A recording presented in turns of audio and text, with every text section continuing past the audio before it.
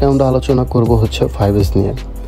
5S 6S learn. What is 5S? 5S হচ্ছে গার্মেন্টসকে সুন্দরভাবে সাজিয়ে গুছিয়ে কাজের মনোযোগী ও নিরাপদভাবে গড়ে তোলার একটি প্রয়োজনীয় পদ্ধতি।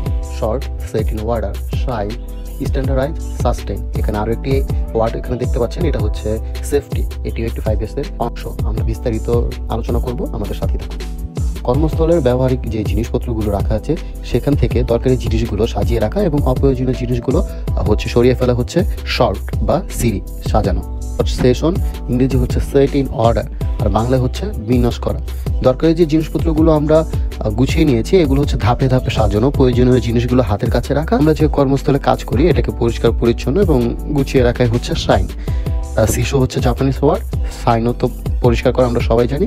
সিক্সুকি এটার মানে হচ্ছে স্ট্যান্ডার্ডাইজ, মান ধরে রাখা। প্রত্যেকটা কাজের জন্য একটি নির্দিষ্ট পদ্ধতি অনুসরণ করা এবং পদ্ধতিটি যেন আদর্শ বা মডেল হিসেবে বিবেচিত হয় সেদিকে লক্ষ্য রাখা। সাস্টেইন ধারাবাহিকতা বজায় রাখা। আমরা যে এতক্ষণ যে 5S গুলো পড়ে এসেছি, যা জেনে এসেছি, 5S গুলো অনুসরণ করা, অর্থাৎ মৃত্যুর আগ পর্যন্ত উপরে বর্ণিত ধাপগুলো অনুসরণ করা। এমন যেন না হয় যে আমি একদিন আমার কর্মস্থলকে সাজালাম, পরিষ্কার করলাম, প্রয়োজনীয় জিনিসগুলো ধাপে ধাপে রাখলাম, সাজালাম, কিন্তু পরবর্তীতে আমরা তার করলাম না, এরকম যাতে না হয়। এই 5S এর সাথে আরও একটি S যুক্ত হয়েছে, যেটা হচ্ছে 6S লার্ন বলা হয়। এই 6S ছাড়া 5S টি অপরিপূর্ণ। এই 6S টি হচ্ছে আনজেন, মানে হচ্ছে সেফটি। পরবর্তীতে আমরা আলোচনা করব 5S এর হিস্ট্রি নিয়ে। আজকে আমরা 5S এর শুধু একটি বেসিক যে ধারণা সেটি আমরা নিলাম। আমাদের সাথে থাকার জন্য ধন্যবাদ। Thank you.